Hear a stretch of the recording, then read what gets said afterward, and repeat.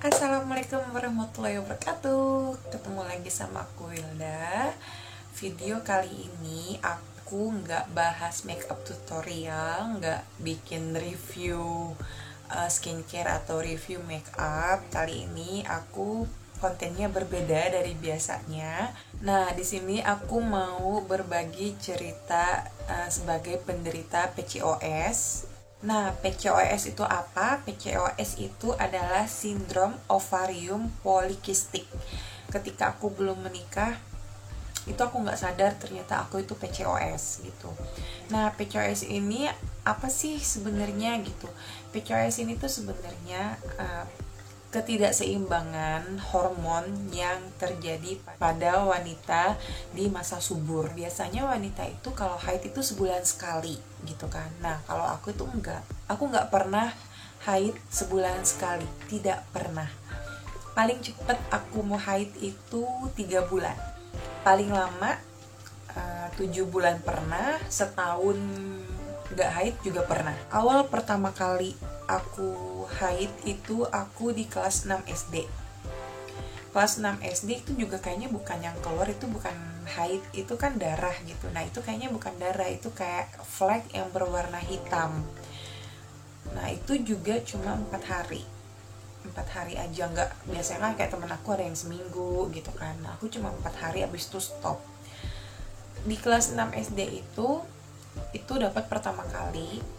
Setelah dapat 4 hari itu stop, nggak dapat lagi, nggak haid lagi sampai SMP kelas 1. SMP kelas 1 juga udah pertengahan mau naik ke kelas 2 gitu, itu baru dapet. Itu yang pertama kali keluar darah gitu. Maksudnya aku yang sampai shock, sampai yang teriak-teriak nangis, mama ini kenapa gitu. Kayak gitu-gitu, lebay banget waktu itu. Aku inget banget tuh, mamaku cuma ketawa aja. Setelah dapat 1 SMP itu cuman semingguan dapetnya. Setelah itu stop lagi sampai kelas 2 SMP baru dapet.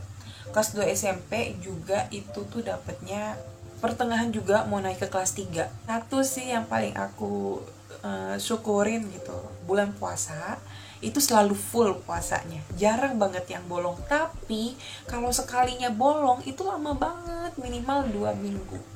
Lanjut dari kelas 2 SMP itu dapet, naik ke kelas 3 baru dapet lagi. Jadi aku tuh kayak setahun di kelas 1 SMP sekali, di kelas 2 SMP sekali. Nah, di kelas 3 SMP ini lumayan berkali-kali, tapi juga nggak tiap bulan. Itu jedanya 3 bulan 4 bulan sekali, 3 bulan 4 bulan sekali, itu mens. Nah, di situ aku ingat kenapa di situ aku lebih banyak dapetnya dibanding yang kelas 2 kelas 1 itu karena pada saat itu aku aktif banget olahraga volley. Nah, pada kelas 3 SMP itu aku olahraga volley, yang jogging segala macem itu hampir tiap hari. Nah, ternyata itu ngebantu aku untuk siklus mensnya tuh nggak yang setahun sekali itu jadinya gitu. Jadi bisa 3 bulan 4 bulan sekali, walaupun nggak sebulan sekali. Dan itu pun aku nggak sadar gitu, ternyata itu emang nggak normal. Dan ternyata memang ada sesuatu di masalah reproduksi aku kalau sekalinya dapet itu nggak sakit gitu. Aku nggak pernah sakit yang lebay, yang sampai nangis itu nggak pernah. Paling sakitnya tuh yang kayak ngilu-ngilu. Nah, sampai ke kelas SMA juga sama, masih 3 bulan 4 bulan sekali, bahkan lebih 7 bulan sekali pernah. Sampai kuliah sama masih seperti itu. Nah, di kuliah ini aku kasih tahu nih. Jadi aku sebelum nikah itu udah konsumsi pil KB, dan itu tepatnya itu pas kuliah. Aku cerita sama teman aku yang sekolah keperawatan. Aku cerita masalah siklus haidku tuh yang tidak normal, 3 bulan sampai 4 bulan sekali, dan bahkan malah lebih gitu, kadang 7 bulan 8 bulan baru dapet. Dan aku sih sebenarnya enjoy karena aku nggak sakit, aku nggak ngerasain apapun gitu ya, kecuali aku nggak haid gitu. Temanku udah bilang aku tidak seimbang hormonnya gitu. Akhirnya dia menyarankan aku untuk konsumsi pil KB. Nah, bener loh, Setiap aku konsumsi pil KB, misalnya seminggu aku konsumsi pil KB, habis itu aku haid. Jadi aku kayak bukan ketergantungan ya. Jadi kayak misalnya aku lagi pengen haid gitu, aku minum pil KB. 3-4 bulan kemudian gitu, kalau aku kayaknya aku udah lama nih, aku dulu sampai aku catet, saking aku pengen tahu siklusku itu aku catet di notes di handphone gitu. Jadi aku bisa, kadang aku dalam setahun itu cuman haid itu paling 5 kali, 5 kali atau 6 kali. Aku nyatetnya dari hari pertama sampai hari terakhir tanggalnya. Itu misalnya bulan apa gitu kan, hari pertama tanggal berapa, hari terakhir tanggal berapa. Jadi di situ aku kelihatan, kadang sampai 2 minggu.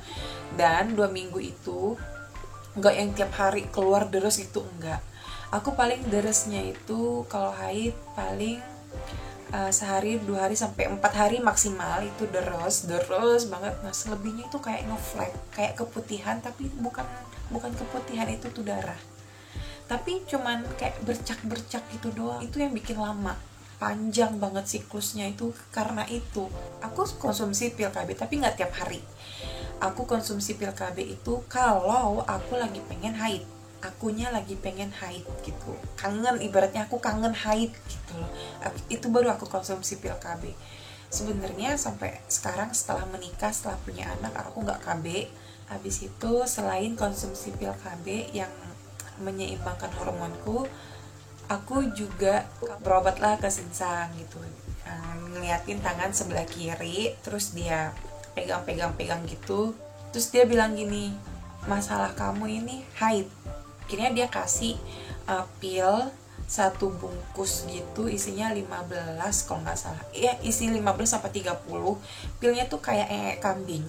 Kalau kalian tahu kambing bulat-bulat hitam, nah gitu pilnya, bulat-bulat hitam, tapi nggak pahit, nggak ada rasa apapun. Itu sekali minum sehari 3 kali, 1 kali minum itu pilnya 5 biji. Nah itu juga manjur sih di aku. Kalau itu aku minum obat itu kalau sama kayak pil KB, kalau aku lagi pengen haid gitu. Nah itu masalahnya di aku itu nggak rutin. Kalau minum obat itu aku nggak bisa, yang tiap hari harus minum obat itu aku nggak bisa. PCOS ini ternyata itu adalah ketidakseimbangan hormon di dalam tubuh wanita subur. Hormon wanita itu ada 2, ada hormon cewek, ada hormon cowok. Nah, sedangkan tubuh kita itu seharusnya memproduksi hormon cowok itu lebih sedikit dari hormon cewek. Nah, penderita PCOS ini kebalikannya, dia lebih banyak memproduksi hormon cowok dibanding hormon ceweknya. PCOS itu seperti apa sih? Nah, akhirnya aku tahu aku PCOS itu setelah aku menikah. Kalau menikah itu kan udah beda ya. Kalau udah telat pasti ekspektasinya pengen hamil, ternyata nggak hamil gitu. Aku sampai aku udah capek lah nangis setiap lihat tes pack itu negatif gitu loh. 5 atau 6 bulan setelah married, akhirnya aku cek ke dokter, aku ceritain aku mensnya gini 3 bulan 4 bulan sekali, aku udah nggak mens selama 4 bulan, tapi dalam sebulan ini aku ngeflek, keluar cairan hitam tiap hari gitu. Tapi kalau dicium bukan bau darah, kayak nggak bau aneh sih, biasa aja gitu loh. Nah kenapa aku cek pada saat itu, karena besoknya puasa. Aku cek itu pas malam tarawih pertama, besok puasa. Aku pengen mastiin itu haid atau bukan. Akhirnya aku di USG transvaginal, karena sudah menikah. USG-nya yang lewat dari vagina. USG transvaginal ini benar-benar kelihatan di dalam rahim kita, diliatin kista-kistanya gitu. Ini kecil-kecil. Memang setiap wanita itu pasti punya kista, cuman kistanya itu berkembang dan membahayakan atau enggak, gede, kecil atau enggak gitu loh. Nah terus dia bilang kistaku aman, kistaku enggak ada yang membahayakan gitu.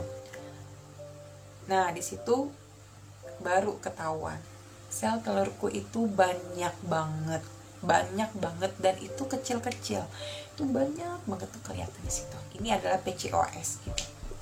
Apa itu dokter gitu kan, karena aku jujur baru kali itu dengar PCOS gitu. Dari ciri-cirinya yang udah aku sebutin, haidnya itu nggak teratur 3 atau 4 bulan sekali. Terus ciri-ciri yang kedua, sekalinya haid itu lama, itu PCOS. Sekalinya haid itu lama. Nah, terus itu sih yang aku alamin, dan masih banyak ciri-ciri yang lain. Atau PCOS itu bisa juga karena kelebihan berat badan atau obesitas, itu bisa juga PCOS. Dokternya bilang kalau kita mau hamil atau mau haid gitu, itu sel telur kita itu harus mateng dan dia pecah. Kalau misalnya orang sudah menikah, ketika si sperma itu kena si sel telur yang matang itu terjadi pembuahan, dan itu yang bisa hamil. Nah, gitu juga kalau kita masih di masa subur, kalau kita mau haid, sel telurnya itu harus mateng, pecah. Haid itu sebenarnya siklusnya gitu.